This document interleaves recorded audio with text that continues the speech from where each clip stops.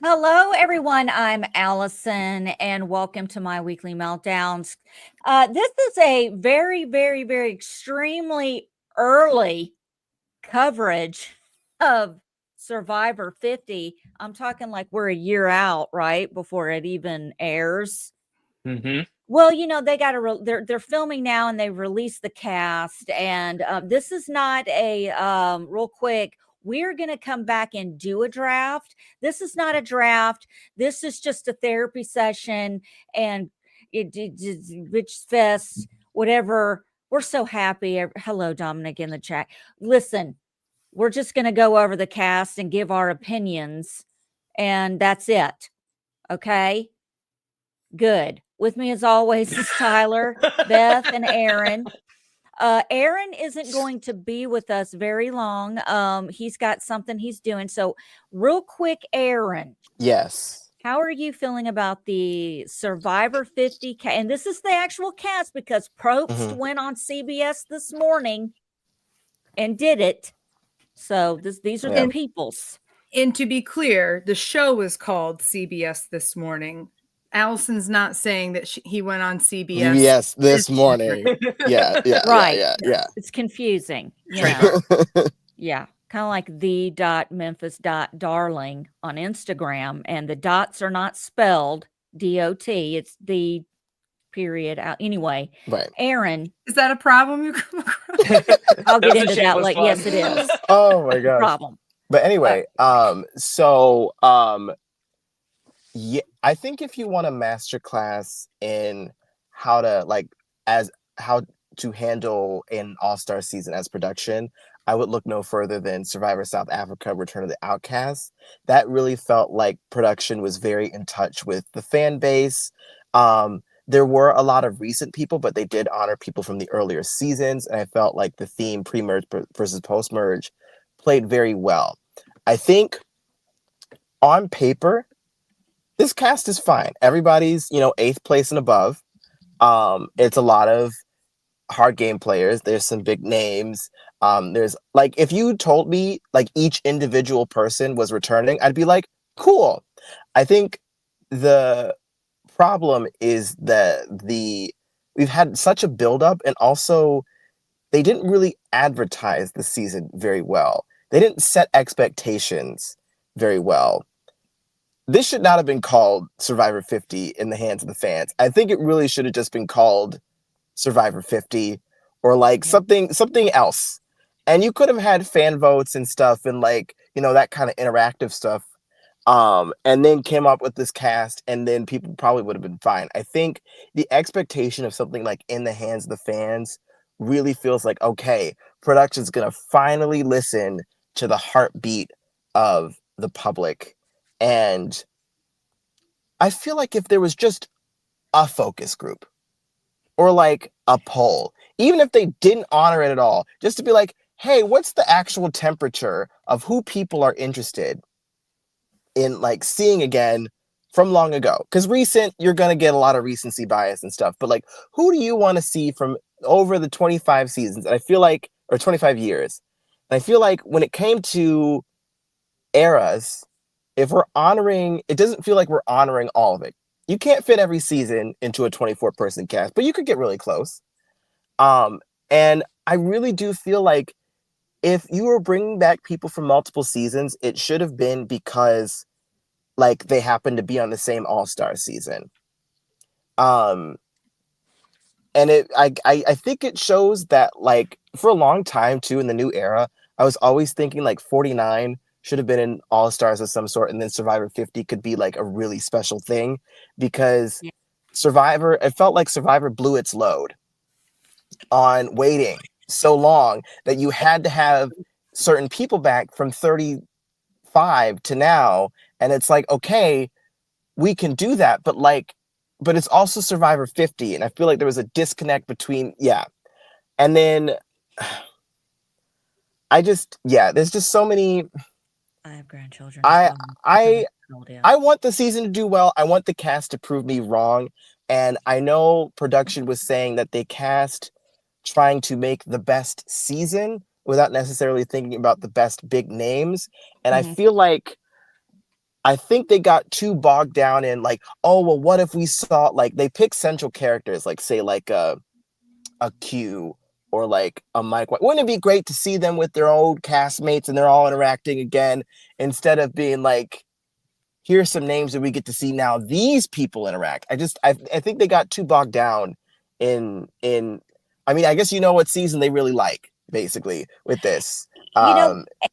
Another thing I said, we did a show a couple of weeks ago and Survivor 50 came up, and I had told Tyler and Rory that I believe that this Survivor 50 is special, but I feel like it should have been split into two shows, two seasons, and it like a 49 and a 50, like leading up to 50, we could have a kick-ass cast and do all of this crazy shit in 49, but that's just the appetizer to get to 50. Not that the people that are on 49 don't matter, but let's really get to the 50 of things. Look, we got a lot of people from 48 coming in to All-Star 50 or whatever you want to call it. I feel like that could have been a season 49. I don't know. And Jeff going along the lines of saying, well, the reason why these people have been cast is because we've had 2 All-Stars, we've had fans versus favorites, we've had this and that. So we've had a lot of older seasons, already kind of recycled. We're doing this era now. I mean, I don't really, I don't. It's his wet dream. It's his wet dream.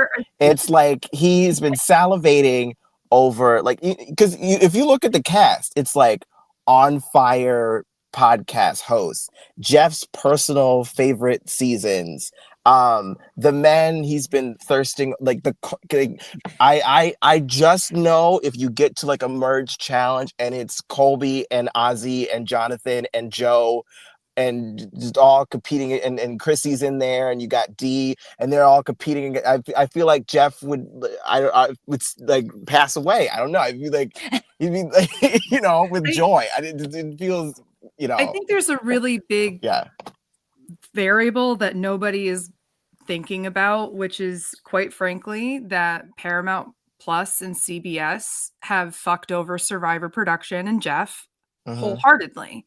When it was announced earlier this year, not Survivor 50, but when it was announced that DEI initiatives would no longer be receiving government funding, CBS was very quick to say that their reality shows would no longer have the diversity initiative. So number one, that is out of the hands of Survivor production, and that is out of the hands of Jeff. So there's that. Okay. Number two, there's a lot of people who said, I don't want to do this. Kelly Wentworth has been very open that she doesn't want to play. So I know that there are people who are like, where's Wentworth? She didn't want to play. Okay. There's a lot of people who don't want to play. Boston Rob doesn't want to play. There's a lot of people who don't want to play. So there's number two. Number three, I think what you had here was a classic. I mean, it's pretty known at this point, but it was a pretty big rumor that like basically Survivor casting, who started this process, was essentially fired.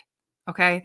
This cast, I think it is unfair to put the sole blame on Jeff or the production. And I think we have a lot of this that is out of the hands of anybody but the television network. And a lot of that is them going, okay, who are the people that are going to represent different areas in time? Oh, bye, Aaron. He said in the private chat that he had to go, so we're good. You're But good. he only had like a few minutes. Yeah, but I just think it's unfair to just like start off by going ham on and not acknowledge that there's a lot of this that the fans and the people who are loudly and properly, upset and complaining and such. It's unfair to not bring up that variable, which I think is a really big one. Right. Well, Aaron only had a limited amount of time, so in his defense, he didn't get to say a lot. But in the chat that I had with him today, it wasn't about blaming Jeff and all that. We were kind of going back and forth about getting. There are a lot of people that did turn it down, and that's fine. I mean, and the reasons are very clear, and what's. it's a very, it is definitely a new era for Paramount Plus. I'll say that much. So some people, they're going to do it. They're going to do it. And that is totally fine. My big thing is I just wish this had been split up into 2 seasons. I think it would have been a lot of fun. I think there might have been more people who would have been like, yeah, I'll do it. It maybe it's a scheduling thing. I don't know. I think it's a good cast. I don't have a problem with who's picked for 50 at all. I think it's a good cast. I do think there's quite a few people from the last season that are playing, and I think it's kind of funny. But that was the same thing with the first Big Brother All-Stars. They literally recast the season with everyone from the previous season to bring in more people, because you also got to think, well, people who've never watched it before, well, they're going to come back and see people that they're more familiar with. You know what I mean? Yeah, I just wish that 48 was a better season to be the last one before this casting happened, right? 48, we haven't really done a check-in for Survivor in a while, but holy moly, this season was snoozecity.com/Modern Survivor. It was I don't know, I just really didn't care about any of the characters. I still don't understand how Joe was third place at Final Tribal Council. To me, the whole story of the season was the Joe show. And I would have been fine if he was the sole person from 48 coming to the season. But I feel like Kyle and Camilla, they're going to be targeted so quickly, and I feel like it's just a waste of 2 slots that and there are so many other modern era Survivor players that I would have loved to have seen. I guess we can start talking about snubs a little bit too, but the fact that I keep going back to what Brian Scally I think tweeted that the fact that the faces of the first 4 modern era seasons in Shan, Omer, Jesse, and Carolyn, of course, it is crazy to me that not even one of them is missing. All 4 of them are missing is crazy to me. Crazy. And so that's why I tend to agree with Allison here. Maybe 49 should have been second chances for the new era, right? Yeah. And then whoever shines, has their Kelly Wentworth type of run in 49 gets a spot on a legend season for Survivor 50. Because I am not excited about Survivor 49 at all. Watching the trailer for the new season at the end of 48, it was whoop-de-fucking-do. It's the same copy and paste. I feel like AI could write the script for these promos for these modern seasons now. And we're getting 2 cast members from 49 on 50. So I don't know. It's just weird to me. It's giving we started our homework the last night before the project was due, and this is what we're turning in. That's kind of what it's giving here. Well, it felt like the cast was almost set a few weeks ago, and then everything went crazy. So I don't know if it was people who were I'm sorry, it's too bad to pass up. I don't know if this was, I love it. People dropping out, because I think it's pretty well known that Amanda Kimmel dropped out herself. That wasn't she wasn't edged out. So I do think, and I think Elizabeth Hasselbeck dropped out herself. So I think that there's people who just got the sense of nope, I don't want to be a part of this whole 9 yards. And we also have to remember that a lot of the people who we were excited about who dropped out, not who were cut, because there's some people who were cut, like Sean Rector, who I'm what are we doing? But again, I'm going to blame, until I hear otherwise, I'm going to try to give production a little bit of, just a little bit of support on that, because I think maybe that was more CBS. But I do think that there's some people who played when social media wasn't this awful to people who play on these shows. And even though Elizabeth Hasselbeck has had more than enough hate thrown her way, in my opinion, deservingly so, because of her time on The View, I genuinely think that is probably a factor for think about when Amanda Kimmel last played. Social media did not exist like this. Like people did not get death threats and just were inundated left, right, and center. There wasn't AI that could depict things and take your voice out of context and your image and likeness. And I do think that that's probably a factor into this, not to mention the kind of thing that your whole body goes through going on this show. But there's a lot of snubs out there that I think we can all agree are like, what the hell? I think it's a choice to have 11 people from the new era, not even from 35 onwards, but from the new era alone. And it makes me wonder if there wasn't a theme and then basically the network popped in and said, nope, it has to be new era versus old. And you're like, okay, like at the last minute. So it just felt like so hectic. It kind of also makes me wonder if like, why, if this is going to be Survivor 50 in the hands of the fans, why was there not a fan vote like Second Chances? Like that should have been the Remember how much of #1 an fan event? vote. I completely agree, Beth. Like, oh my gosh, like, can you imagine? Like, this no secret here. Like, Second Chances is like, I think probably my second favorite season of all of Survivor. And in a lot of ways, Survivor Second Chances feels like Survivor's last big epic hurrah before everything just kind of became like watch, rinse, and repeat, in my opinion. Totally. And what a way to like celebrate just like the fandom and stuff like that, like doing this like live like vote and reveal, like, and then they all like get on the bus and head out like after. That was so fun. And like even if it's like not like you know, like I don't need like Jerry Manthe, Elizabeth Hasselbeck, and Aubrey sitting together and then Jeff is like, Aubrey, you're coming, and then Jerry's like left behind that way. Like I that would just like burst my heart like even more. But like I don't know, just some kind of, I would have loved to see all of them like get on the plane together and fly out. That would have been so freaking cool.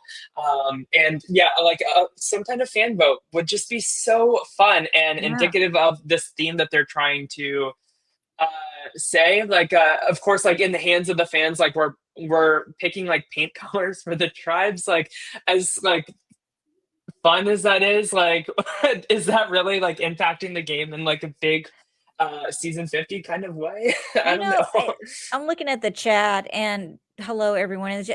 Thomas is Jenna Lewis from season 1 is I think she's one of the only original people Yep. The only one. you know, pre-era whatever, and she hasn't played right since season 1. No, She played hasn't All-Star. played Oh, she did. Okay, Survivor that's right. All-Stars. So Jenna will have the She got third place to Rob and Amber. That's and right. She I was did. trying to remember it. I thought it was All Stars, but I couldn't I remember. just That was the rewatched last All-Stars, so I'm like very fresh in Tyler's a my resident knowledge. All-Stars expert right now. I love Survivor All-Stars, but yeah, no, I am excited to see Jenna back, and of course, like would I have rather seen like Greg Buis or something like that? Like sure, but like just having any representation from season 1, I think is really cool.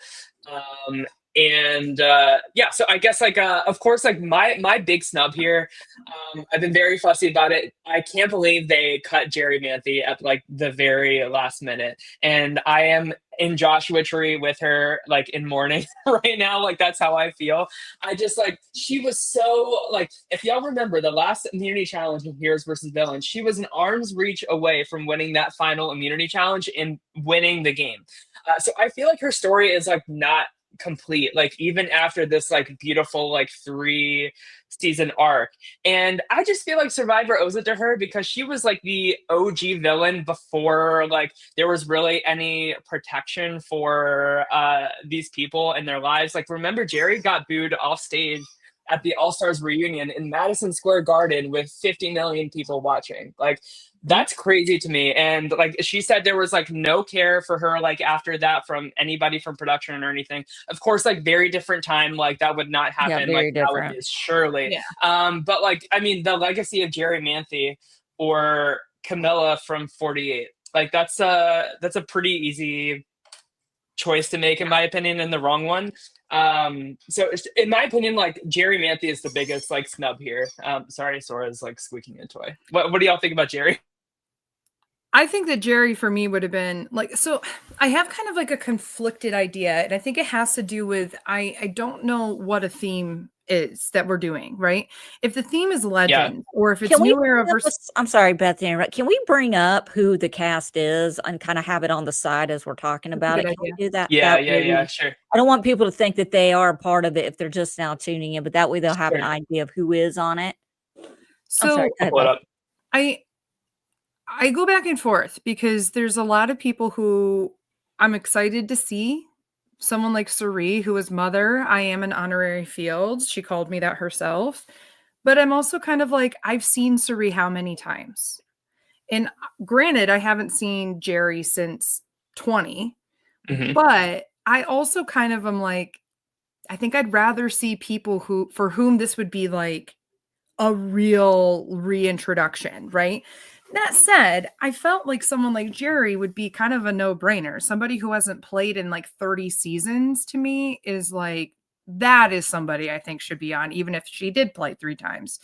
So I think that it's just kind of like, I think she's a no-brainer kind of person, right? Now, there are lots of people who winners that didn't even get the call for Winners at War. Like I sit back and I'm like, there's very clearly a whole bunch of people who would love to see Vesepia come back. Not only the first, Black woman or Black person in general to win Survivor, and then it took how many more seasons until 42 to have the second, right?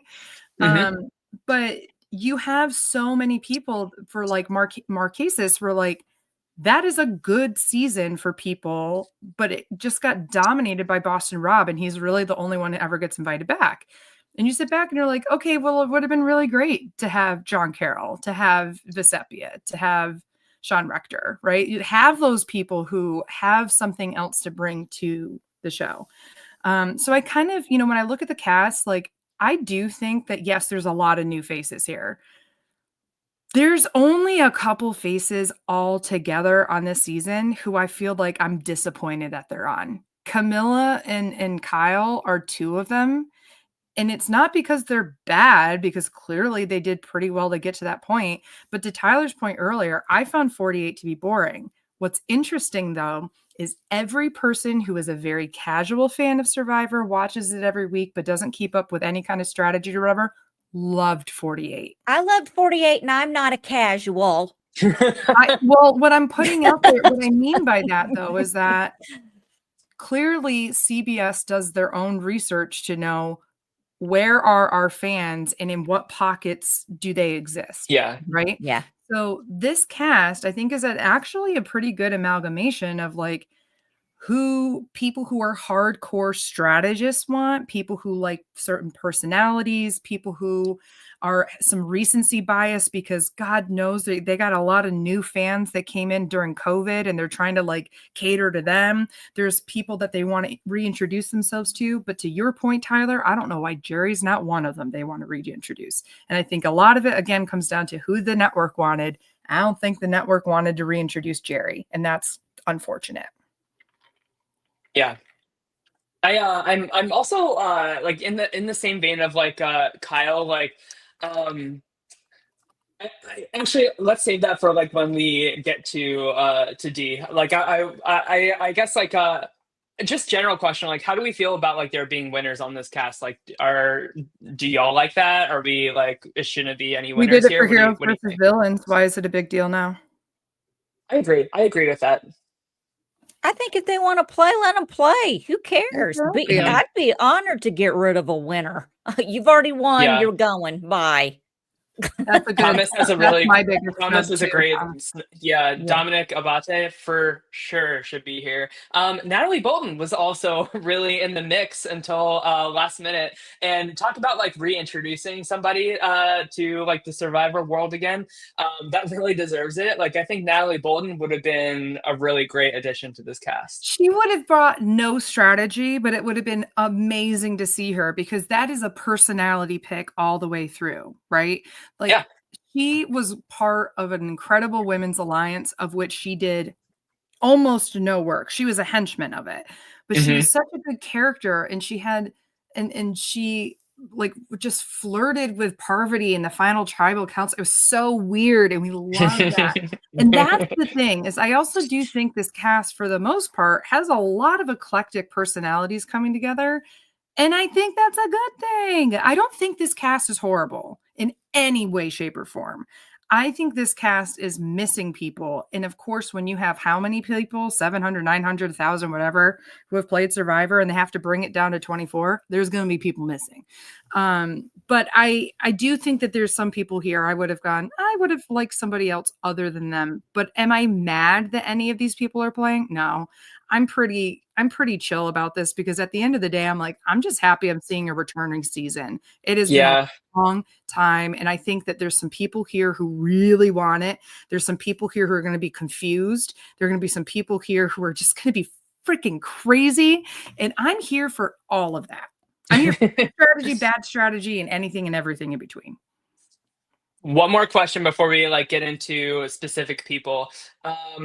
If y'all could nix one person from this cast, who is that person for you? This is easy for me, but I don't know. I've been talking a lot. Allison, do you have a thought? I'd probably ask Tiffany. Trade her for someone else. I don't think she's that great. Sorry.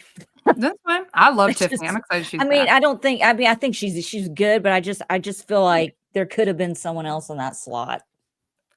I like Tiffany. I'm happy she's back, but I also completely understand that. Mine is Jonathan. Get him out of here. I don't give a shit. Oh, because he's a big guy.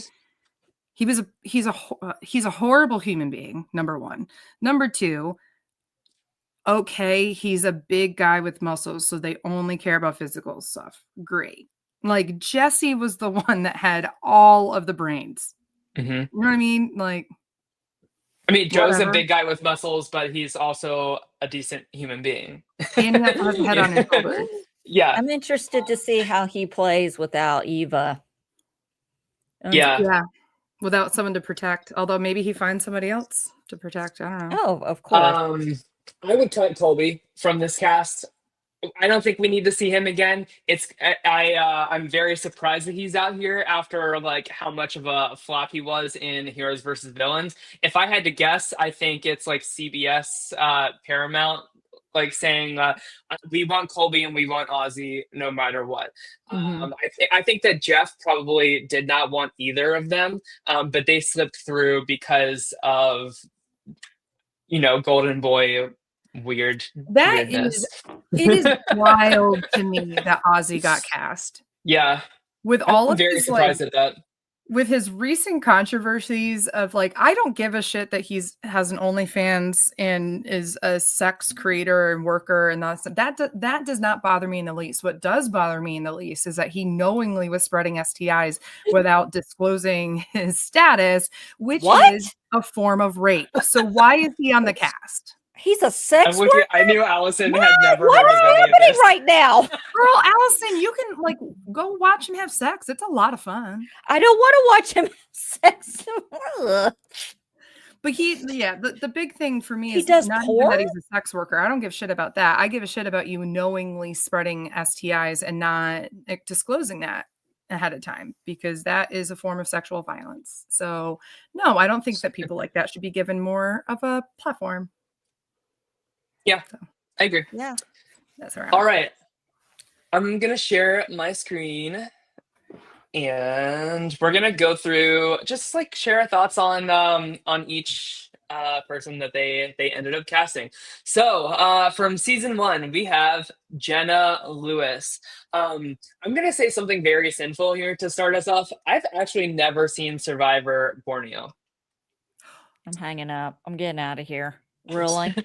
Survivor so you have Australia. no idea what I'm talking about when I talk about the maggots in the knee and all that stuff. Oh, Jesus. There are very few seasons of Survivor I have not seen, but Borneo is one of them. I have not seen it yet. So my only experience with Jenna Lewis is Survivor All-Stars. And I, of course, Rob and Amber just ran circles around everybody that season. Every time I rewatch All Stars, Amber goes higher and higher on my winners rankings. And honestly, we need to put respect on her name as a winner. But Jenna and Rupert were just cattle being led to slaughter like the entire game for Rob and Amber, and they knew it, and they like never truly did anything about it. So it came down to Jenna was just like the last one, and that was clipped before it became like them in final two. So Jenna did vote for Rob because she didn't understand that like everybody else was so bitter, so pissed, because like they got the axe, like they thought they were like the number three in Rob, Amber, and insert anybody's name on the jury there except for Jenna. So I don't know. I really hope that like Jenna plays a little bit more independently, like more strategically. She really led the charge of like no winners are allowed to make the merge in Survivor All Stars. So I wonder if she is on the same tribe as Dee or Kyle, or if one of the people from 49 is a winner. Is she gonna like really be targeting that, like using that strategy? Because honestly, it got her through like the pre-merge, kind of hanging her hat on that narrative, her bull hat, if you will. So yeah, so I don't know. What do y'all think about Jenna Lewis? They couldn't have picked a updated picture outside of. This is her last cast photo. This was the last, like we couldn't get it. Okay. I'm excited. I'm just excited to see someone from the original era. For my era, I'm just kind of excited to see someone. I don't care who it is, to be honest with you. So good for her. I think that Jenna was always a really fun and somewhat divisive personality because she was so energetic and very, I don't want to say stubborn, but she was very headstrong with what she wanted, but she also didn't back it up with legitimate strategy. So I don't know if she's kept up with watching Survivor or not, or whatever the case might be. But I do think that coming in, when you look at the rest of the cast, who is immediately going, oh, Jenna's a threat? I don't think anybody is. And I think that that's actually really good for her. And if she's able to kind of navigate a little bit more, I think that she could be a legitimate black horse for this cast. I agree with that. I according to Rob, he did like a show with like Steven, like breaking down the cast, and I watched that. He said that she does really keep up with the show still, and I know she was recently a producer on a season of The Challenge or two. So I feel like she's like really in the reality TV sphere of it all still. So maybe that's like wisened her up a little bit, like heading. I agree with you that this could be like a dark horse pick for sure. Yeah. All right. Next, we have Superman in a fat suit himself. We have Colby Donovan. That's what James called him in Heroes vs. Villains. I know. I totally forgot about that. I don't know. I already addressed it. Yeah, I mean, like Colby was such a flop in Heroes vs. Villains, like 15 years ago. I just can't picture him like having any like. And he thought Heroes vs. Villains was very fast paced and crazy. Like modern Survivor is going to be like having his head spinning on day one. He's going to be like, "What's a sanctuary? Come on, Reed. Wait, where's Reed? They don't do the family visits anymore." I don't need chocolate. Let's get to it. Well, I'm not getting rice. What the fuck? Yeah. We'll get to it when I say it, brother. Yeah, I don't know. Is how I feel about Colby. Colby's somebody that I feel like I remember being in 8th grade and being like, I'm in love with this man. He is so attractive. And then watched him come back for, he was also on All Stars, wasn't he? Yeah, Jerry beat him twice. That's right. And I watched him in All Stars and was like, oh yeah, I liked him. And then in Heroes vs. Villains, I was like, okay, the appeal's over. And I feel like most people feel like the appeal is over when it comes to Colby. And I felt like the best season he played was the first one. And he's just gotten progressively worse and worse. I agree with you wholeheartedly. I don't know. I mean, I think it's fun for the gag of having him on the season, but I'm not like, I don't have a lot of confidence in him. Yeah. What do you think, Allison?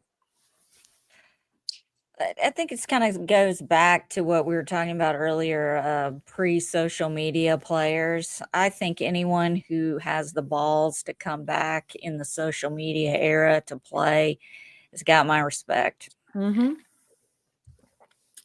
Especially somebody who is probably not going to agree with the vast majority of people who are going to comment at him politically. True.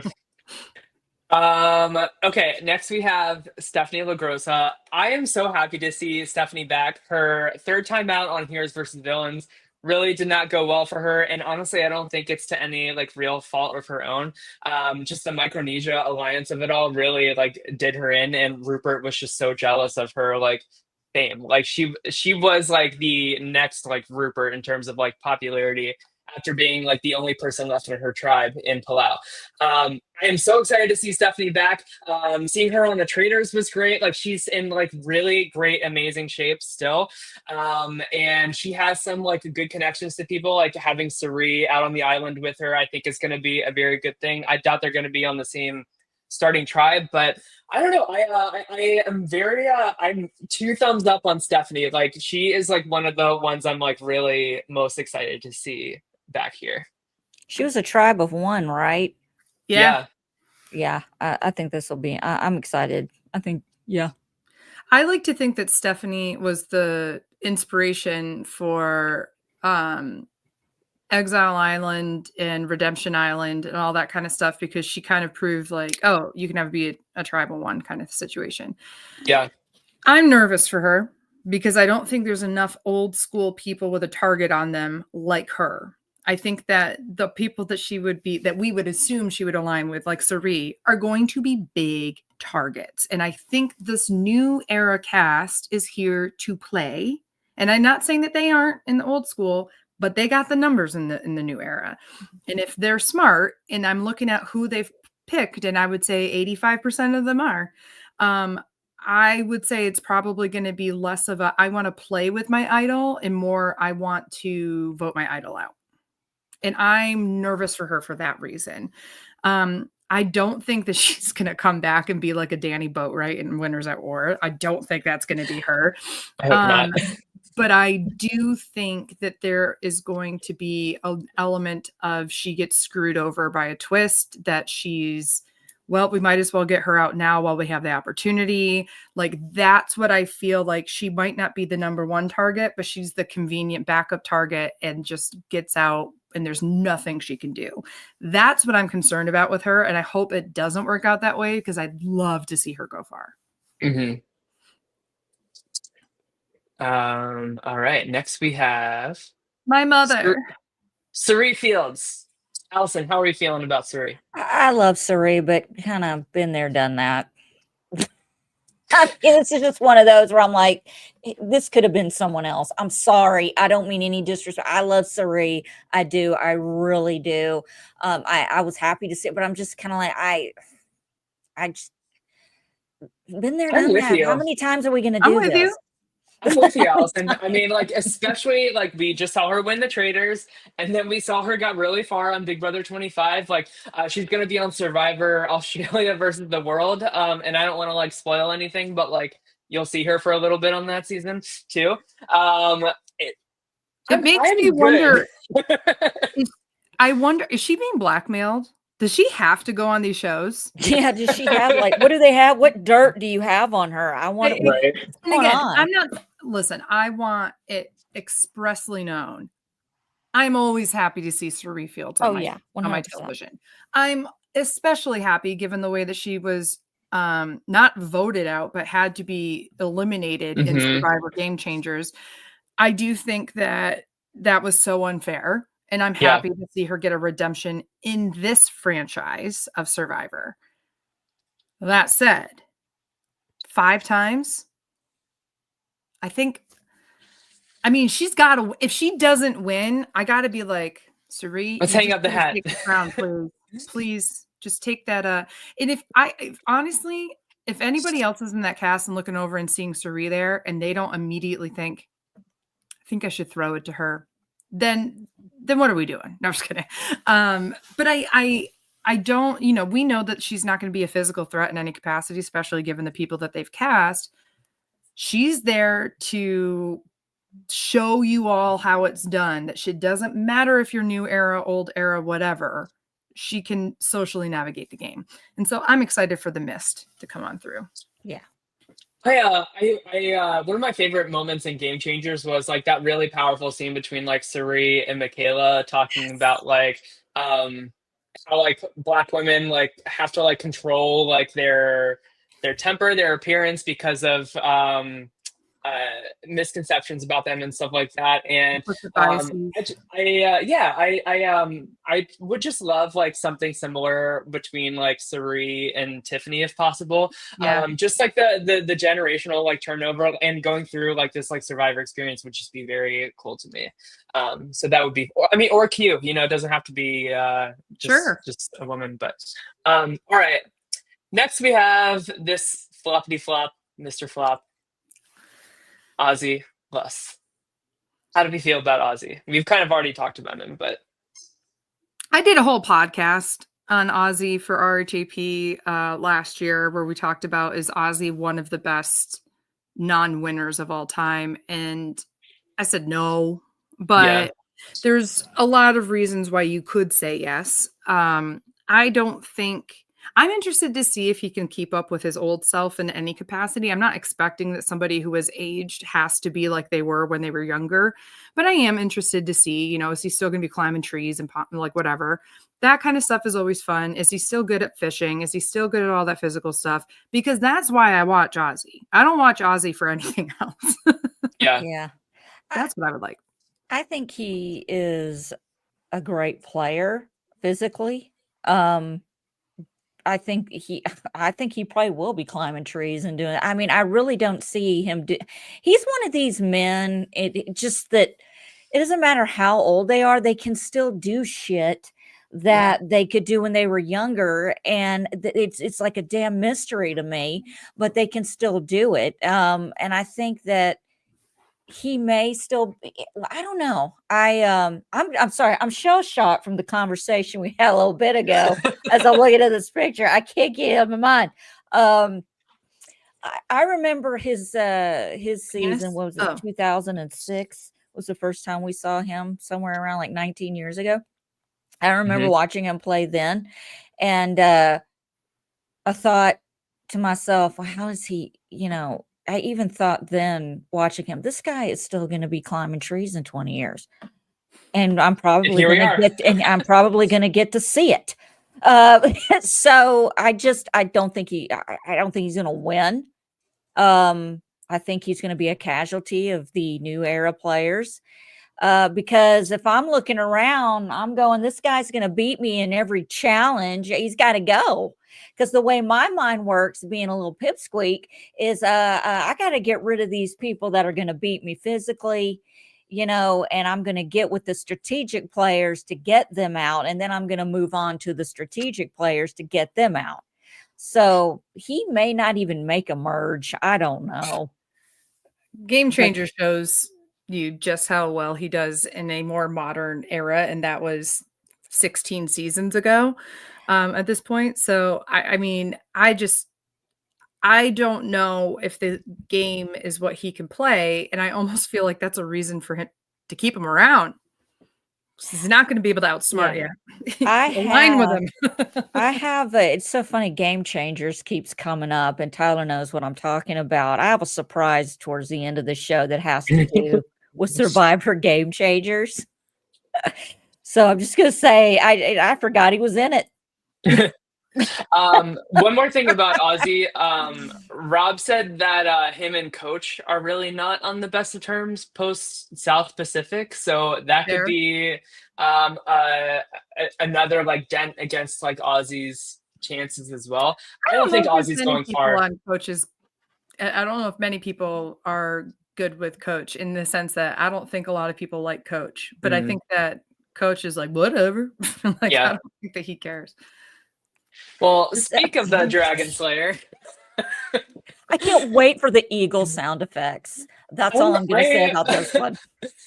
I am thumbs up on Coach returning. Like, I'm excited to see him play again. Like, he's somebody that, like, Beth, I like this, like, theme that you're, like, cooking up about, like, faces that have been forgotten but like need to be reminded of again. And I mean, Coach is just so fun and entertaining. Like, I hope that he goes on the Sanctuary, and I hope we get this like big sprawling like pan of like the island with him on top, like just surrendering himself to like the Fijian gods. Like, I need it in my life. I need it. Yeah. Yeah, I am excited for him because I think he's actually one of the few people for every time he gets on, he's just better and better and better at the game. Mm. Now, granted, it's been 27 seasons since he's been on, but and I don't like the way he played South Pacific because it was very much, I'm going to become a cult leader and use religion as a mechanism to manipulate the people on my tribe and use the name of God and all that stuff in a kind of sacrilegious way. But there's also a part of me that's kind of like, honestly, in today's day and age, it's nice to see when people can see how easily religion can make you think certain things. So if he's going to use it in the game and people are upset by that, I only think that's a good reflective thing. I don't think it's going to work for him this time around. He was playing with idiots last time, and Sophie. And Sophie wasn't having any of it. So I do think that he will be fascinating. He's physical, he is manipulative, he's a little out there, so that everybody is always going to be like, he's a threat, but also, is he as big of a threat as XYZ person? He is not somebody I feel like has loyalties to many people, so I am interested to see just how far he goes. I think he's an awesome pick, even though I don't like his politics in the least. I agree. I completely agree. All right. Next, we have Aubrey Bracco. Okay. Why are we bringing her back? I'm. This is where Beth and I differ. Why? I like her character. I love the way What she character? Just kidding. I'm just interrupting you. I don't know. I just like anytime she's in confessionals, like I feel like she's very like vulnerable and honest and a more complex, like deep feeler than a lot of like the game bots that we get lately. Every iteration of Aubrey has been worse and worse. And I like I said when this cast was revealed to you guys in our chat, I'm very surprised that she is here. I thought like after she was like taken out with like an idol in her pocket in the pre-merge and Edge of Extinction, like I thought that like, you know, tuck your tail between your legs, like that's an embarrassing way to go out for like a third time player, right? Somebody who Jeff calls a strategic mastermind when he like announces her name for Survivor 50. Bitch, where? I don't think that even Aubrey would describe herself as a strategic mastermind, but I don't know. I just I am still in the rule of thought that like I really feel like Aubrey should have won Go Wrong. I'm sorry, Michelle, but you know, like that was such a controversial final two that just has this like weird legacy around it, and I'm really excited to see like if Aubrey can do anything with her fourth time out. Of course, she has her strong connection with Cirie from Game Changers, which I think is going to help as well. But I don't know. I'm very curious where it goes for Aubrey, and I wasn't expecting her to be here. And she played with Devins too. Yeah, that's true. Allison, you're giving the same face. Obviously, I'm not excited about her. I feel like there's other gamer women. Like I would have loved for them to look at One World and look at any of the other women besides Kim Spradlin that like were like a Chelsea would have been so much fun to see instead of an Aubrey, right? If you wanted the nerd, I know this would have put a fourth person in from David versus Goliath, so they weren't going to do that. But Gabby Pascuzzi could have been a good choice for this place. I think that there's other strategic, smart nerd women that they're trying to like come up with as this archetype that could have been her. I just don't think that she has ever been a dynamic part of a cast. I think that they have to show her on television because of like where she is. Like I get the vulnerability thing. I love that about her. And I'm not saying I don't like her as a person or anything. I have just been bored by her constantly. And so I totally get that. I get it. Yeah. Hey, Tyler, you're being yelled at in the chat by Sam. I totally get why. No, Tyler, Aubrey should have not won whatever. Michelle deserved it. Do not come after Michelle Fitzgerald. I'm reading it's all caps.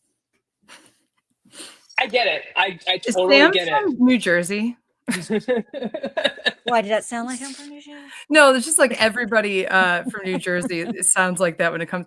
Do not talk about Michelle Fitzgerald. Like it's very like sacred.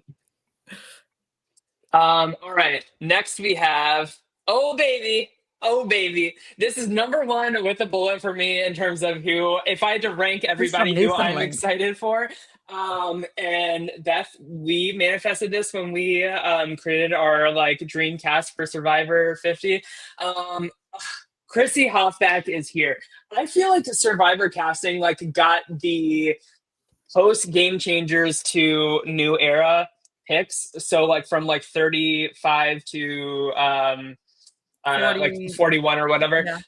I think they got them all right, with the exception of Dominic, of course. But like, Yeah. I'm so happy to see Chrissy back. I feel like she's like, people are pretty thumbs down on her chances to succeed here, but we have to remember she won Immunity Challenge 4 times. Like she did not lay down for Ben's like winner chances like at all. She is scrappy. She will say what she feels. And I don't like, there's like this cast like skews older, which I think like is going to help her out as well in terms of like connections and stuff like that. This is a dark horse to watch in Survivor 50. I'm telling you, Chrissy is going to rule this season, and I'm here for it. What do you think, Allison? I thought who she was in second place. Who won? Ben. That's right. Oh, that's right, Ben. Oh, yep. We covered that season, didn't we? We sure did. Oh yeah, that's right. And I'm still pissed. You're still angry. You probably still in therapy about that because that was when Ben was finding immunity idols and they didn't show it on camera. And we're like, how? Yeah. I'm excited. You know, I think I support the older ladies. She's around my age, so I support it. She's a boss. I mean, this to me was a no-brainer. Like, I completely agree with you. I genuinely think the people that they cast from Healers versus Heroes versus Hustlers or whatever it was through the rest of the 30s was spot on except for Dominic, and I would have switched out Dominic for like Kyle or something like that, right? Easy. Like one of the guys in like the 40s. Actually, I would have switched out Dominic for Jonathan. So anyway, let's be 1,000%. That to me is the only thing that is missing from this. Chrissy was a hope, and I'm so happy that she said yes and that she's coming back. I genuinely, when I was watching that season, my parents loved Ben because they loved, I like that he found an idol. And I was like, fuck that. I love this like cutthroat CEO woman. Yes. Who don't take no for an answer and will do whatever she wants. And she had a good relationship with like Ryan, the like scrawny little nerd guy, right? So she can make relationships with people and she does know how to navigate them, even if from time to time she can be kind of like an ice queen. It makes me wonder how she's going to play with people like Genevieve, for example. Like, is she going to be in competition with them, or is she going to play well with other women who play, I don't want to say emotionless, but who are able to use brains more than heart in this game, which I do think that for women is rarer to see. I'm with you, and I'm also surprised that like she is here. Like I for some reason I would have expected casting to forget this. You know what I mean? Like pass her up. So 10 out of 10, slam dunk. All right, next we have back from the robotics lab. Jeff said we have Dr. Christian Hubicki. I'm actually really excited to see him play again. Yeah, I really liked him. So I like it. This is going to be the one that Joe protects. I hope.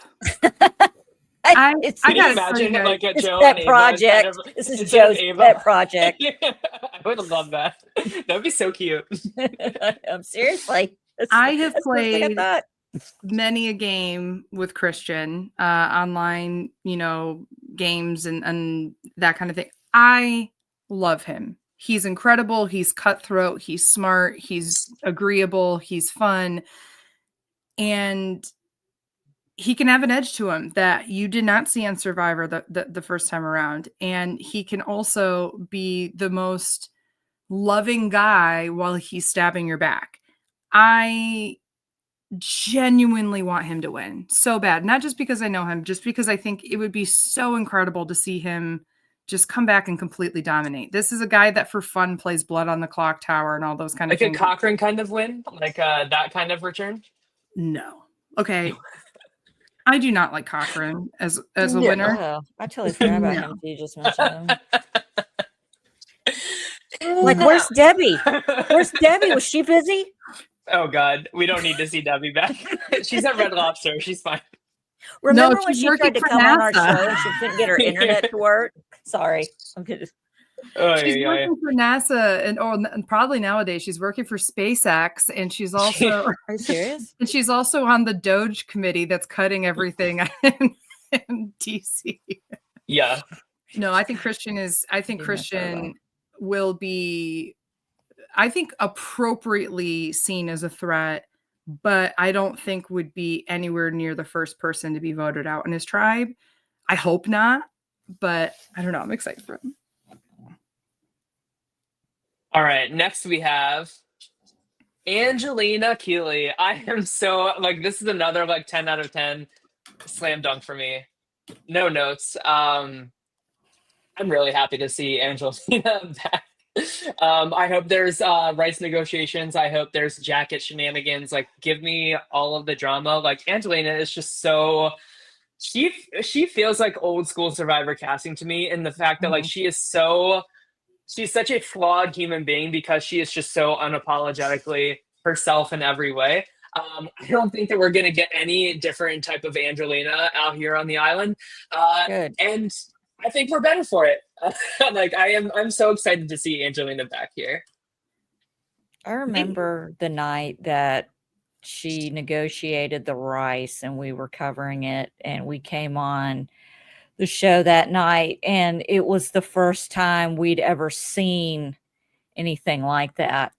And we had said, I wonder if this is going to be a new thing. I wonder if people are going to start like negotiating with Jeff. Yeah. And it kind of like, it's just funny because I'm going through old Survivor videos in my early days about when they were stopping Tribal and whispering to each other. I made the comment then, is this going to be a fucking thing? Excuse my French. I was like, did you manifest it, Allison?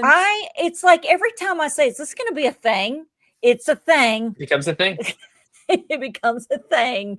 But anyway, I can't wait. It's going to be fun. Angelina on my screen should always be a thing, and I'm so excited for it. She should have won David versus Goliath, and if she didn't win, Mike White should have won, and so I'm excited that he's on. I mean, I think it's also quite obvious that not only should she have been a no-brainer casting anyway, but I think it is obvious that they circled certain casting around certain people. Mike White, if you're going to get the hottest producer, writer, director in Hollywood to be on your show again, you're going to build a cast around him. So you want to make sure he's insulated for a little bit. So what do? Take people who have been literally his friends and been cast on his show to be on the cast as well. So yeah, you're going to have Angelina and Christian, and that's amazing. But despite that, I genuinely think that she is one of the best players that we've seen. I think that everybody found her annoying and such, but like they did from day one. And she made it to the last day. So she's doing something right. She knows how to socially navigate. She may not be, I do think that she has a lot of emotional intelligence, but she may not be able to use emotional intelligence to bond with people in the way that like we see Cirie. She almost does it in the opposite way. Like she's really good at putting together the emotional intelligence to figure out the strategy to go, okay, this is what people are thinking. I think that this is someone who, she's a lawyer, a negotiator. She's got a good sense of game theory. She quite frankly reminds me a lot of Vanessa Russo, but like the Survivor version of her. And that's a good comparison. I just think that she's just awesome. I'm so excited to see her again. Allison, and she's a mom Vanessa now. You're Russo right, is Vanessa's your sworn enemy, Allison. How does A that make you nickname feel? for her that I can't repeat. Angelina Keeley, the way she's posed in this picture always cracks me up because that's literally how I would pose in every picture I was forced to be in group Same. wise as a child. Okay, Allison, act like you're happy to be here. With my hands on my hips and shit. So I love it. love. Oh, just All right. Last but not least, from David versus Goliath, we have the aforementioned Mike White. I'm really excited to see Mike White back. I think like this is like another slam dunk as well that I wasn't expecting, honestly. Does he need content for the White Lotus season 4? Who's gonna make a cameo from this season on the White Lotus? Like I think that's like a very legitimate reason to think that like he will be good at like building like alliance structures. Like I think Coach will be like if he's on the same tribe as Coach, like Coach is gonna be like, so Mike White, what about the White Lotus? Do you think we can play this game together and then I make a cameo on that one? I don't know if that is a good you Coach said that was impression very or not. all right. See, I got you coming out and down. That's It the was a voice little of- transatlantic, yeah. But you know what I mean? Like, I feel like people can pucker up a little bit to Mike White here. He has some power that I think is going to help him get further than like your average like rich person on Survivor does. You know what I mean? Like, I think his second chance is going to go pretty well for him. I think he's going to go far because no one's going to vote for him to win. I'm not Mhm. giving this guy $1 million. He's got $1 million. Now, I will take him with me to ensure that I get the $1 million, and I will kiss his butthole clean in the process to ensure that I want to be a featured extra on, I'm telling you, I don't want to be an extra. I want to be a featured extra on the White Lotus, which means I'm close to the actors and I'm guaranteed to be on camera. You want to go Period. on that girls trip with Carrie Coon and Leslie Bibb and Michelle Monaghan, right? Yeah. You want? Yeah, I can want see to it. do something with that Schwarzenegger kid. Oh, so does my husband. Hey, all right. me and I, maybe the three of us. Naja Twat. I don't care. There you go. Keep it in the family. I like this. I like this. All right. Ozzy's got to be in there if y'all are going to get going. I could see Ozzy for sure getting on White Lotus. Ozzy will try to get in our throuple, and we're not going to let it happen because we don't need the STIs. This could be a totally separate draft. Like, who do we think from this cast is going to be on the White Lotus for? That would be really fun. Emily Flippin, sign me up for that too. Right. I do think though that with Mike that I do think that he played an incredible game. Oh, he did, yes. It's going to be inherently so different for him this time around, and because the people who knew him last time were like, oh yeah, that School You're Ned Rock Schneebly. 10 years ago is like whatever. This is now like a legitimate huge celebrity playing. You know what I mean? Emmy and mentioned Survivor in his speech. I'm sorry? Mm-hmm. He won an Emmy for White Lotus and mentioned Survivor in his speech. Yes, he did. So I'm excited to see how this influences his game. And I don't even know if he can even plan how he would play. Because it really is just going to have to be seeing how people are in the moment. And if people are not in for it, then like, I don't know. But he's also been so influential on like Jeff for the new era that I kind of feel like this is kind of meant for him because he's the one that's thrown a lot of twists at Jeff that they've since implemented. So I kind of think like this is not the same, but it's kind of like if a producer had chosen to play Survivor 50. So I'm excited to see how he does. And if he does not go very far with it, maybe that's a sign. Anyway. Yeah. All right. Next we have Rick Devens. Next.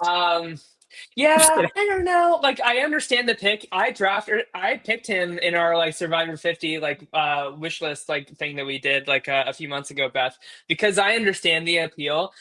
He's just not my favorite kind of Survivor player. Like the kind that like runs around the jungle, like doing like shenanigans with idols and like hee hee ha ha. Like it sucks the airtime out of like a lot of episodes for me in a way that's like, I'm not entertained by that. I don't need to see it. I don't think he's like that great of a player, but like a big threat in like a weird way. I don't know. Yeah, yeah, yeah. I mean, I get it. But he's going to be somebody who hasn't played in the new era that can probably more easily acclimate to any yeah, twists and such. So I do think that he'll be good in that regard. He's very popular with so many people personality wise. I've just kind of don't care. But that yeah. said, I don't think that you could do Survivor. He is somebody that I do think is appropriately cast. Like I'm not sitting here poo-pooing him. I just don't care about him. And Yeah. he and I have had some fun little Twitter beef back and forth before. So Interesting. I don't know that lore. I'll have I to couldn't even hear tell you that what it later. was about, but he told me I didn't know what I was talking about, and I gave it right back to him. So it was fun I love times. it. Yeah, he's Allison? feuding with like most of RHAP too, like the podcast, not Rob or anybody like that. Like Kirsten and him hate each other. Like Oh, really? so much. Oh yeah, Kirsten McInnes and Rick Devens are like each other. So funny to me. That doesn't surprise me at all, but like that's so funny to me. Allison, you're giving the stank face.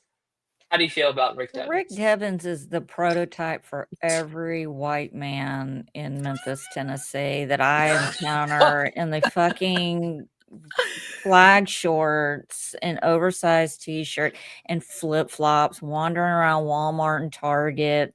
This exact outfit. In this exact, and I'm not shitting on the guy.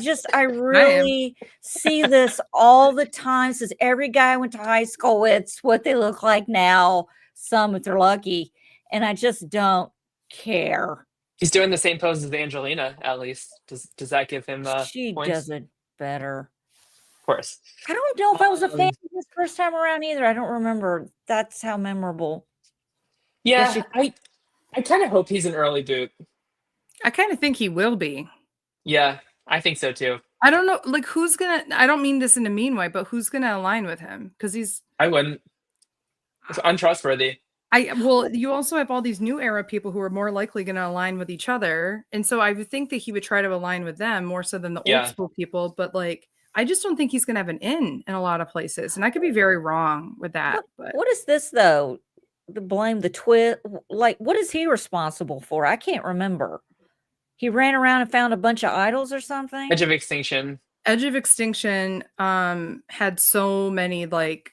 That was kind of like laid the blueprint for like all these twists that we have now in the new era in terms of like, it wasn't like beware advantages or anything, but they made him kind of like run around. He was also somebody that honestly, he was like the new Ben. Like he just like magically kept finding shit and like, oh, and like now Mike Holloway. Yeah, well, Mike Holloway just won a lot of immunity, but like, yeah, true. But yeah, like that kind of like archetype. I'm gonna say it. If we had like somebody from Edge of Extinction, I think Chris Underwood would be a really interesting person to bring back instead. I would love to see the snake. Exactly. But especially after like Beth, like he had such an impressive run on the Challenge USA. Like he was an amazing competitor, like very strategic that season. And I think like he just had like a weird season in Survivor Edge of Extinction. Wasn't on Survivor 40. So and you know, if one of the 49 people is not a winner, like maybe having a third winner like Chris Underwood to have like a winner on each tribe would be interesting. But yeah, I don't know. Would have liked to see Chris Underwood back. All right.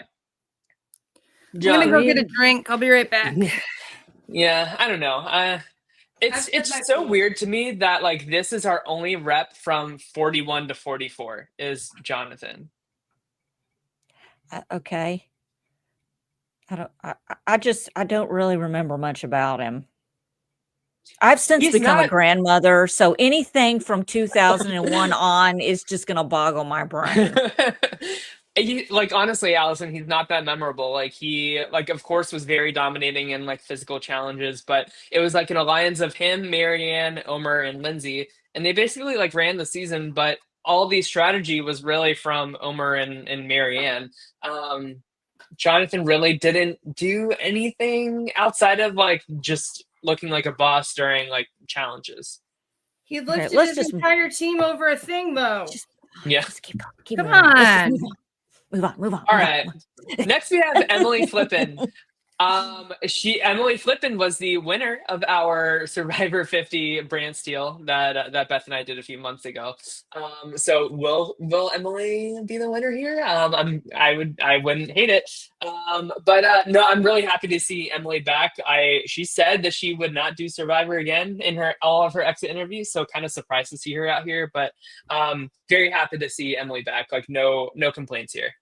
Yeah, I think that she's going to be great. And I think that she's somebody that will not be immediately picked off. But I also don't know how she's going to navigate the game. You know, last time was very much kind of like an arc. So does the arc continue? Or I could see her not doing as well this time around too with this for this cast. But I'm excited to see how it works out. I hope she does well.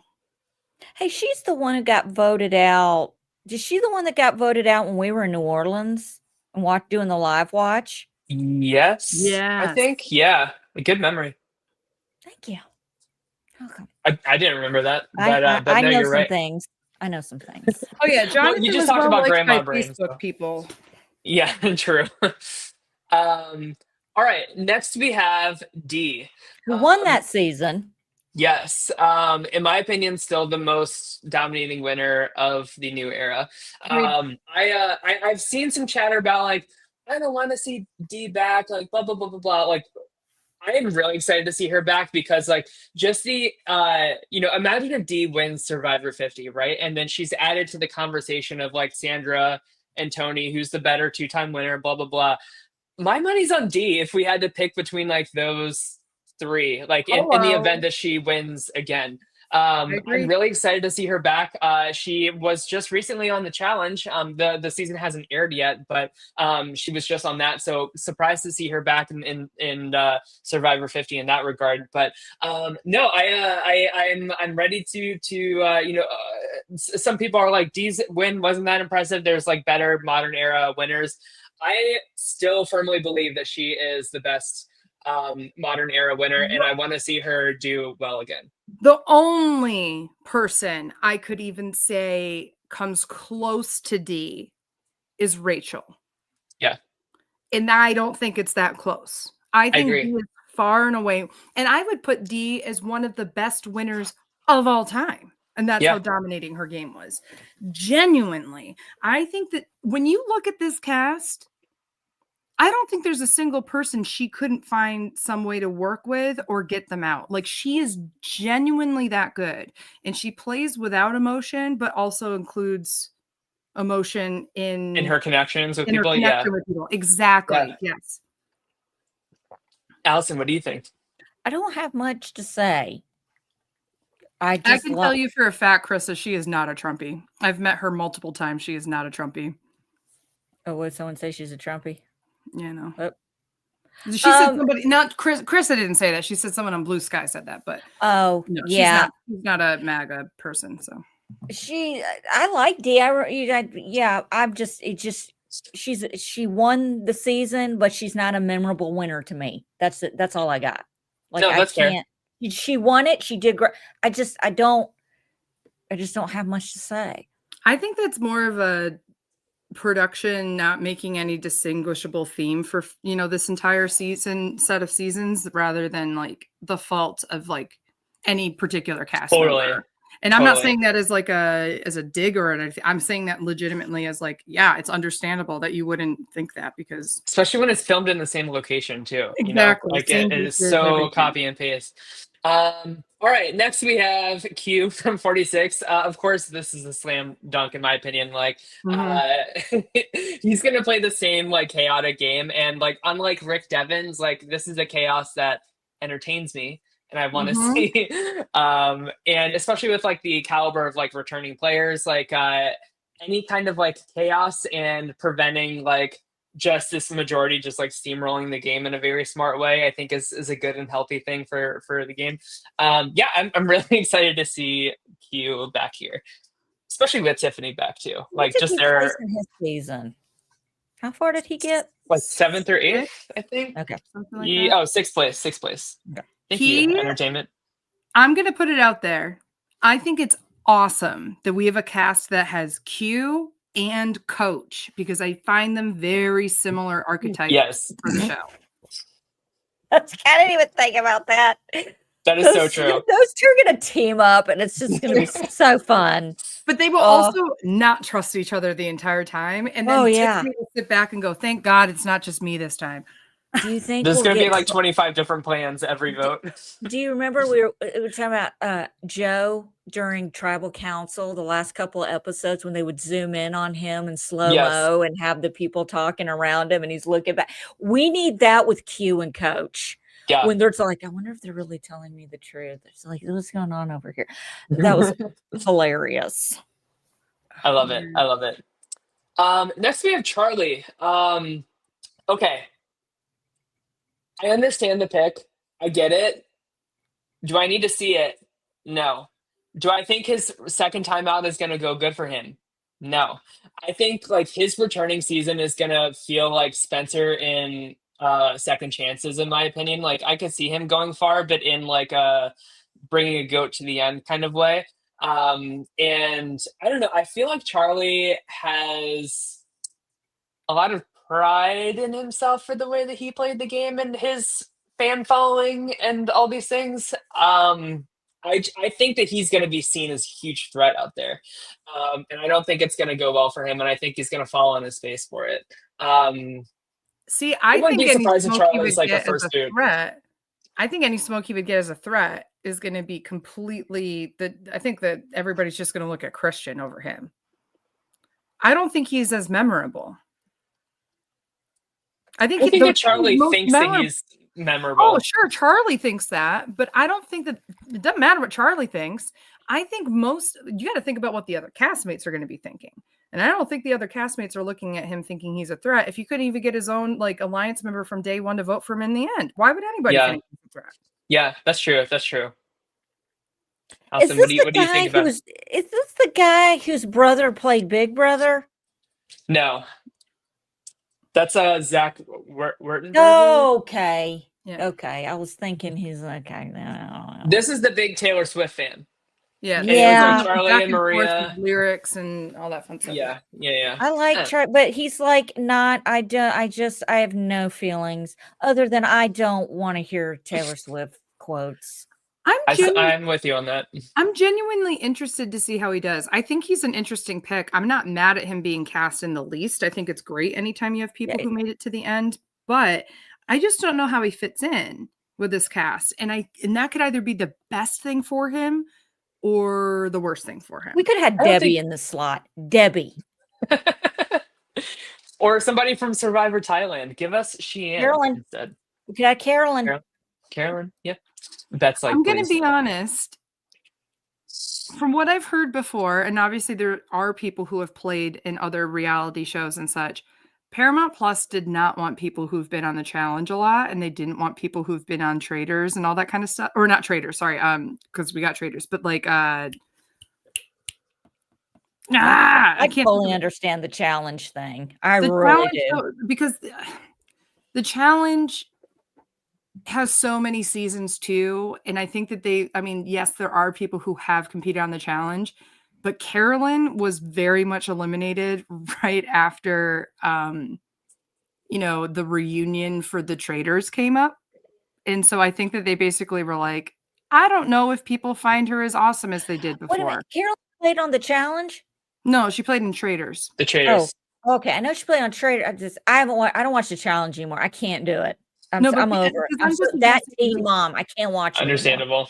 I'm addressing Sam because I think Sam has a very popular opinion, which is why Charlie and Tiffany over Carolyn and Jesse. I don't know why Jesse wasn't cast. I think that's ridiculous. Jesse, Carolyn, and Rob Cesternino were all cut at the same time. And that is the biggest what the fuck. But I honestly think that is Paramount Plus at the end of the day. And if I'm thinking about it from a completely business perspective, Jesse, I still don't understand. But Carolyn would have just come off of Traders where what on a different network. And I don't know if they were like, oh, now we want to bring someone who is so big on this other show. Or they're looking at Rob Cesternino going, everybody who already watches our show is a fan of his. So like we're not going to grow our audience with him. So like I'm thinking about it from a network perspective, not because I think that's the right call, but I just think it's so stupid. Did you hear the challenge is on Paramount? That's why I think it's stupid. But well, it's also on MTV. They do both, but because MTV is part of that family. Did you hear Jeff Probst talk about how he couldn't come out and say it, but he pretty much said he does not like it when Survivor players go to the challenge. Oh, I did hear that. Yeah. Like I saw the Carolyn video. shared an article of Jeff talking about it. He's like, we were here first, and he's like, I'm all about shows evolving and doing other, and I get it. He's like, but I look, and I'm gonna show my age here, and I don't give a shit. I watched the challenge when it was Road Rules, okay, and then it was Road Rules versus the real world. It is not what it used to be, and it is very rare. And look, Survivor's not what it used to, but it's still good. The challenge is not good to me anymore, okay, and it just Survivor is one of those diamonds in the rough that has been around 25 years and can still pull it off, as to where I don't give a fuck who's fucking on the challenge, because that's a sideshow. It's 2 hours. No, that show's like 2 hours long now, and it's a dip in your pen in everybody's ink, and I don't care. I don't give a shit. And they had the All Stars when it came out 4 years ago, and it was good because they really did get old school players, and it really was good, and we raved about it. And now it has evolved into what modern day challenge is, and I got nothing. I don't care. I don't want to see it. I don't give a shit. Like Teen Mom, I don't give a shit.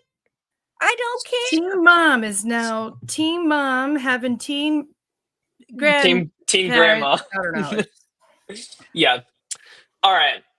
But I feel you there. I feel you there, Allison. It's tough to watch the challenge these days.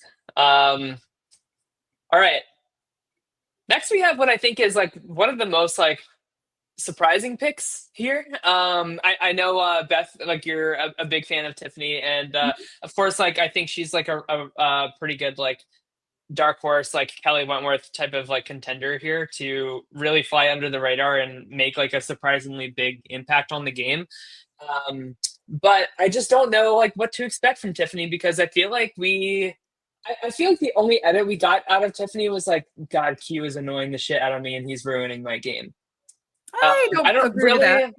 I don't really remember to like. Please feel free to refresh my memory. Like, give us the pitch here, like for Tiffany for 50. But I mean, if you think Kenzie was a good winner or like deserved to win that season, a lot of it was the same exact game that Tiffany played. She played incredibly well strategically, and she knew what to do. It's just that Q was such a huge issue. Mm-hmm. Exactly. Pokemon is correct. She is there because of the Q rivalry. Mike White was one of the people that they cast and then cast people around him.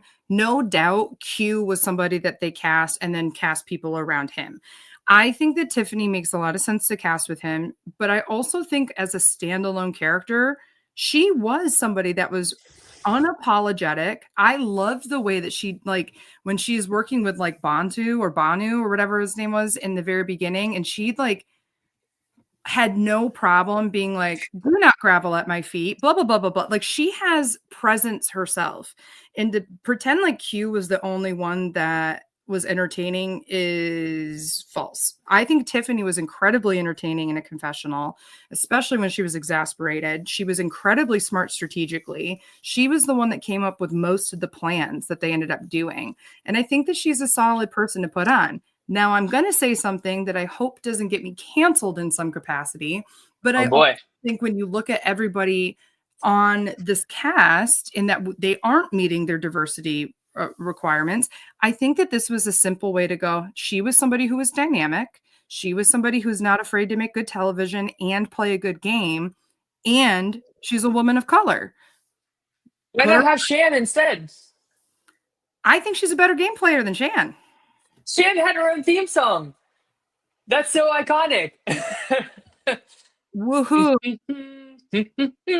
Remember that? I don't know. Like, I just I'm not saying that Shan shouldn't have been on. I'm saying why wasn't Shan and Tiffany on? Because that would have been way more interesting. Yeah. Shan was controversial, and I think Tiffany was controversial. People felt like Tiffany and Kenzie and Q. People were too harsh on Tiffany like during this season. Like I will say that. But like I don't have a strong dislike for Tiffany. I just kind of have like indifference, if that makes sense, you know? So I don't know. Curious how she'll do. Curious who she like connects with. Like I said, I hope her and Suri are on the same tribe. That would be really fun. But she's a question mark similar to Charlie that I think would be entertaining. Not like I don't see her taking up a spot from other people. I see her being like, that's an interesting choice, and I'm excited for her. Yeah. All right. Because I know, Allison, we still have that video to share. Let's let's try like Genevieve real quick, and then the 48 cast as like a whole, because they're kind of like one unit together. I don't really have a lot of thoughts on Genevieve, to be honest. Like I don't even remember her. I get the pick, but I don't like. I would rather see Rachel here than Genevieve as like a female rep from 47. I am shocked to hear you say that, Tyler. This was your winner pick for the entire season, essentially. She was, yeah, and she ran out of steam like halfway through the season. And it's not groundbreaking television to me that like her whole shtick was like, I'm dealing with emotions and people, and it's tough to cut people because people aren't real people. Like, I don't need to see that shit. You know what I mean? Like, I don't fall for that. I agree that Rachel would have been a lot more fun. I just don't know if they would have wanted 2 female winners from the new era. Yeah. I don't know. Yeah. I think Rachel was in consideration for a long time, though. Like, sign me up for Rachel again. Like, I would love to see her like in like D being like a dominant winner, like is fun to see back again. Like Rachel defending her win, I think is like equally as like exciting of a storyline for a returnee season. So any thoughts on Genevieve, Allison? No. All right. So we have the 48 cast here. We have like Kyle, Camilla, and Joe. Yeah, he won. Kyle won. He won his season. Yeah, I don't know. I feel like Camilla and Kyle, like everybody that just went out there, like just saw like Kyle and Camilla have this like secret bond, like secret alliance that like everybody knew about. So like, how are they going to do it this time is my question, because their entire game relied on the fact that they were a secret duo. Right. See, this is where they shouldn't have put both of them in it. I'm sorry, but one or the other. Not they should both. have only put Kyle and Joe if they had to put a male winner from, you know, because like I would have preferred Yam Yam or Jam Jam. Oh God, where is Yam Yam? We Jam need Jam some Yam Yam. Awesome. Jam Jam. Him and Carolyn, like as like an alliance of 2 over Kyle and they were Camilla. Dysfunctional too, versus Kyle and Camilla weren't really dysfunctional. They just kind of ran circles around idiots. Like I don't and like Joe makes sense. This is a guy that like is buff, strong, uber masculine, but also protective and emotionally intelligent, and was smart and was physical and everything. Like that makes sense. I love Camilla as a person. I love Kyle as a person. I'm happy that they are back, but I'm also kind of like, they are ones that I'm looking at going, I think that should have gone to somebody else. Jam Jam and Carolyn would have been infinitely better. I just want Jam Jam. Or honestly, could you imagine? I'm just going to put it out there. And I know this is cursed that I'm about to say this. I would have loved if it was like Gabler and somebody else. Let me just say, I would not have loved. I would have been like, are we fucking kidding that Trump supporters going on or whatever? You already won money, is piece of shit. But at least that's exciting, and people like anybody like Tiffany, where people have controversial opinions, that makes it exciting. The fact that people have a myriad of opinions about this is what makes this exciting. If everybody was so happy with the cast, it wouldn't be interesting. It is interesting that there were people who we don't want on. So I will say that the one benefit I will say for having 3 people from this stupid season is that it's controversial. I'm with you. I am excited to see Joe back. I think 48 was like his season. Like I think he's a really positive like voice for like the more casual watchers of the show. And not like you know what I mean? Not like a Yeah. Joe Anglin kind of way. Like I feel like Joe played a really good dominating game. And honestly, that's the story that the editors presented to us the whole season. So the fact that like it didn't end in a win for him and like Eva got more votes than him is just like crazy to me. Ridiculous. But Yeah, so that yeah, I so still excited to don't. see what happens. Yeah, So, I don't know. I was watching. Yeah, I had my colonoscopy the day of the Survivor 48 finale. I don't know if you guys remember. I was still on cloud 9 of sorts on my phone, photoshopping myself into pictures with Chris Evans and Pedro Pascal, which were really good, by the way, as high as I was. But anyway, I'm watching the finale and I'm just like, this is like me. I totally thought Joe was going to win. I thought it's either going to be Joe or it's going to be Kyle. You know, I'm watching the votes, like, and I'm just like, huh? Like, I could not yeah, believe Joe did not win. yeah, I don't know. I'm with you. Because agree. even in the final tribal council with, you know, I don't know. I'm with you. Anyway, I agree. I was high at the time, so I don't know what I'm talking. I may not know what I'm talking about. I don't know. So Allison, I know so we're gonna do a Brand Steel with this cast next week. I've like already set it up. So we have it ready to go. I wanna like look at it so Explain bad what that to is see to who. people who don't know what that is. Yeah, so it's just like a simulation that like runs through the season. So I spent some time like this afternoon like putting them into like tribe breakdowns that like make the most sense, and also like putting in like the pre-existing relationships and all that stuff. So we will be able to like play through and see who is the first boot, who's the final three, who wins, like all of like America's favorite, like all of that stuff. So excited to see how it plays out, but we'll save that for next week because honestly we're running out of steam here. So yeah, so Allison, I know you wanted to share a clip before we headed out of some old anniversary coverage, or did you want to save that for next week? Up to you. No, because I have it up and queued up. Yeah. Okay. But not cute from 46. No, I don't have cute from 46. This is gonna be, I don't know. Anyway, so a lot of people, not everybody, some people know this is the 10th year of my weekly meltdown, and I'm going through old footage and putting little things together. I found the first now, like I said, I've watched Survivor since the beginning 25 years ago, but unlike Tyler. Yeah, sorry, I'm really filthy I'm not casual. Okay. I'm not okay. Says the girl who hasn't watched most of Big Brother. Listen, that's might be a little bit more understandable. As anal as he is about Survivor, I'm a little speechless on never seen season. My son is 28 and he has seen Survivor season 1.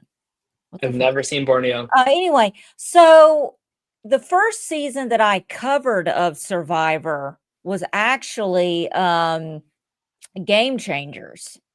Okay. It's what season was that? 34. Season 34. So, you know, this was 2017. This was the beginning. Yeah, this was March 2006. This was 8 years ago. So it is funny because Game Changers keeps coming up during this show. So I just thought I would show a little bit of my first Survivor show from 2017, episode 1 of Survivor Game Changers from March 9th, 2017. Let me get this going here. And what I watch all day.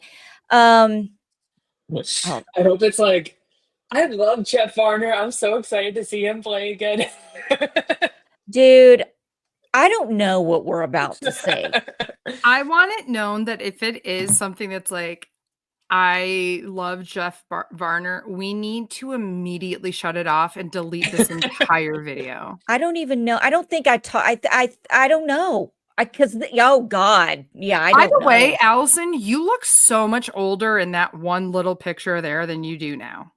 She is yesified tonight, and I love it. She's Do so what? hot. You look I said you are yesified tonight. What does And I'm here for yesified it. mean?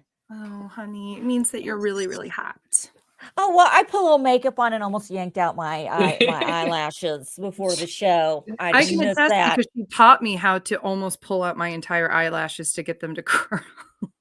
I'm glad. Did I tell you about the blow dryer trick? I don't know. Okay, I didn't, because you would have definitely yanked them out. So it is me into oh God, we're just gonna go into it. There's really nothing can prepare. 2017. Survivor Love game. this like galaxy background. Shut up. By the way, that is a black. I used to have an 8 to 5 office job, and I would have to film this the next day when I got home. So I had it was already dark. This is a window, and I had black curtains up. And these are actually fun fact: the Christmas lights that I had up during sequester. Okay, it made me look like I had Oh. fairy wings. So yeah, if you're old, my weekly meltdown, then you'll get that reference. Here we go. Hello, guys. It's me, Allison, and welcome to my weekly meltdowns coverage of Survivor Game Changers. This really isn't going to be a recap this episode because it's just going to be me Are any of them? waving my fly swatter around, fangirling all over the place. I freaking love Survivor. I love Survivor so much, and I'm so happy that it's back on because my ass has been doing nothing but covering The Bachelor for almost 2 months. I don't know what's happening on top of my head right now, but who cares? It's like I'm on Survivor with my hair. You're on uppers. So That's what you anyway, want. this season is called Game Changers. I might have been drunk. Not all stars. I know what you're thinking, like they're all like all stars. Why isn't it called all stars? Because not everyone that is considered an all-star has made huge, big moves and been out there about it. Plus, he wants to be an all-star. And I can say that because, you know, I've been an all-star. I had to do it. I had to do Humble it. I brag. made moves that nobody knew about till it was too late.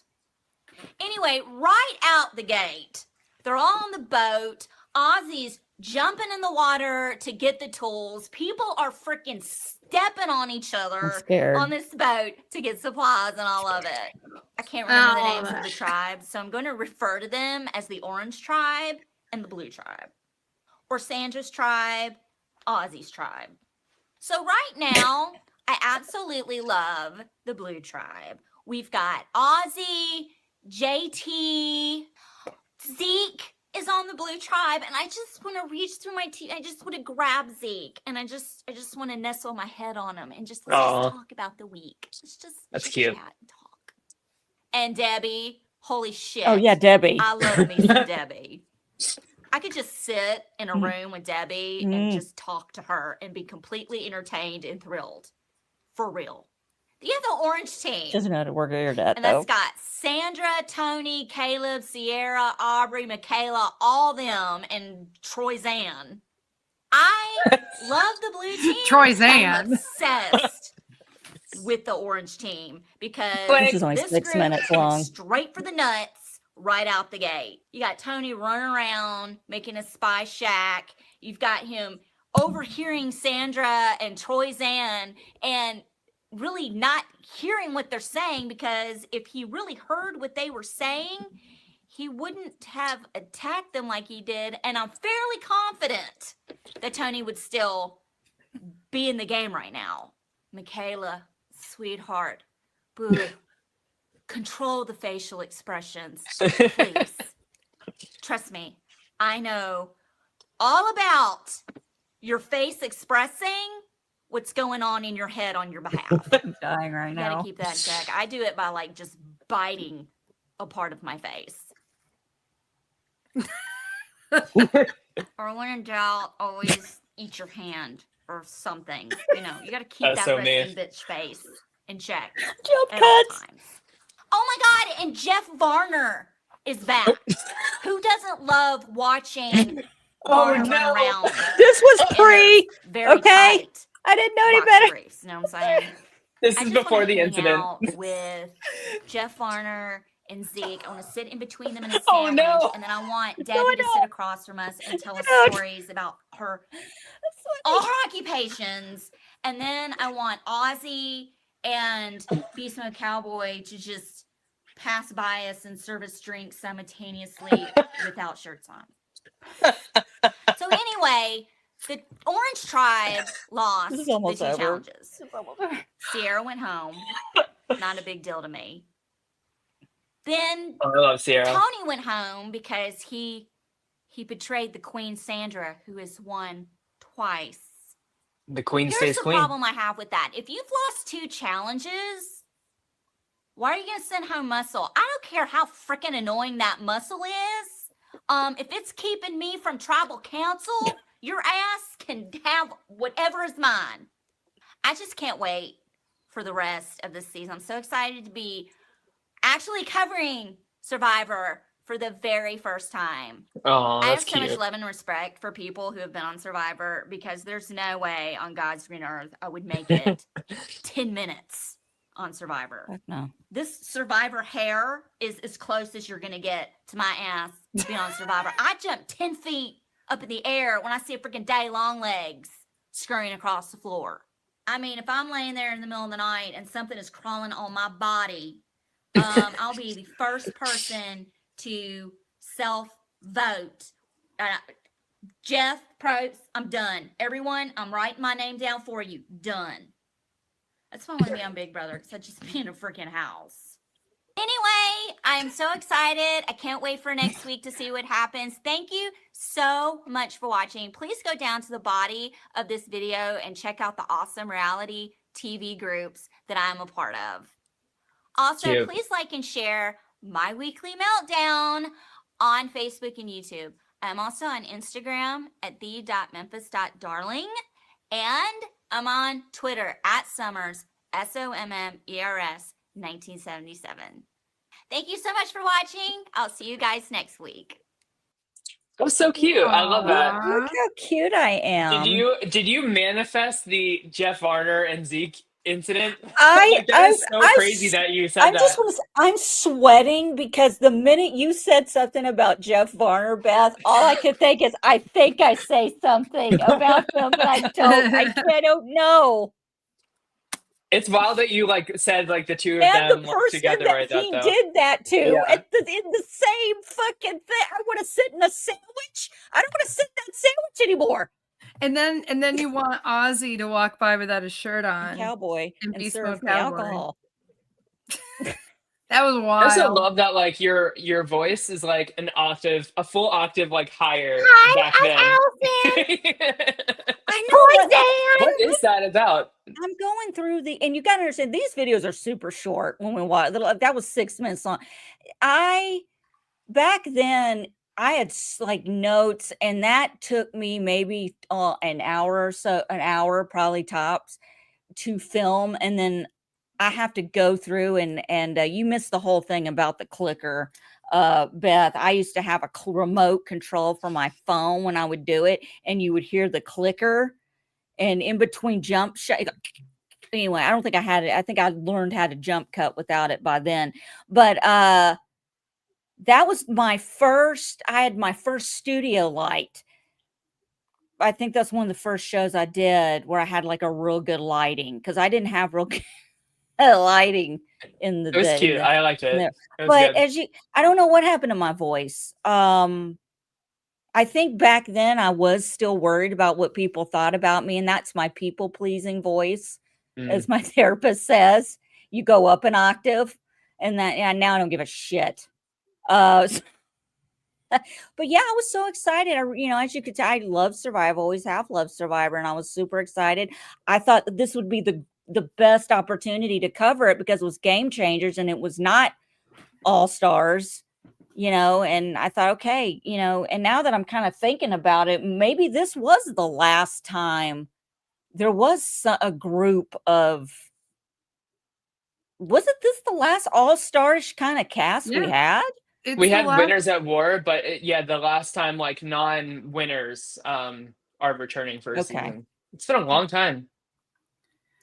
Long time. I need to go lay down. I'm getting a massive headache. Okay, you're fine. I'm sorry. That's not my way of saying you guys have to stop the podcast, but it's my way of saying I need to stop. And I am so thrilled for Survivor 50.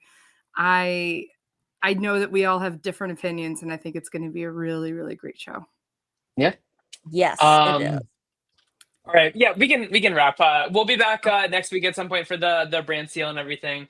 We'll continue this chatter then. But all right, everybody, thank you for joining us in the chat. We will see you when we see you, like always. Have a great rest of your night.